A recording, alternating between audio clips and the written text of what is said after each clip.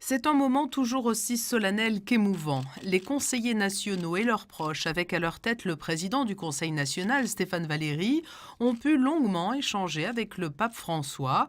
La rencontre, préparée de longue date par l'archevêché de Monaco, a permis d'évoquer plusieurs thématiques, au premier rang desquelles l'engagement du prince Albert II. Le pape François a tenu dans son discours aux élus des Monégasques à saluer l'action du prince Albert II en matière de protection de l'environnement, mais aussi l'action de la principauté en matière de solidarité. Alors bien sûr, c'est à notre échelle de petit État, mais Monaco fait beaucoup en matière de coopération internationale pour aider les pays qui en ont le plus besoin. Les résidents et les Monégasques aussi font beaucoup. C'est un des pays les plus généreux du monde par habitant, où il y a le plus grand nombre d'associations humanitaires. Et je crois que ce message d'amour, ce message de solidarité que le pape nous a délivré doit nous encourager à préserver, à renforcer encore notre modèle social. Les 2 journées de voyage d'études du Conseil national au Vatican auront été ponctuées par plusieurs autres rencontres. Les élus monégasques ont ainsi pu découvrir le fonctionnement du Saint-Siège.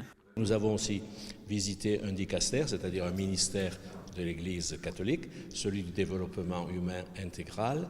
Et après, à la secrétaire d'État, nous avons rencontré en quelque sorte le ministre des Affaires étrangères du Saint-Siège, Monseigneur Gallagher, qui nous a parlé de la dimension internationale de l'Église, des problèmes de la paix, des problèmes de la justice dans le monde. Ça veut dire que les élus qui sont appelés à tenir compte de tous les éléments qu'il y a en principauté, tiennent compte aussi de cet aspect important de la religion catholique, religion d'État, cette tradition qui fonde le pays de Monaco, notre pays.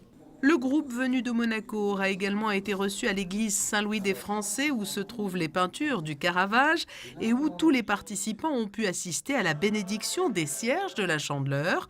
Les notions d'écoute, de tolérance, de respect des opinions et de la dignité de chaque être humain auront été au cœur de ces différents échanges, avec en toile de fond le rôle de chacun au sein de ses propres institutions.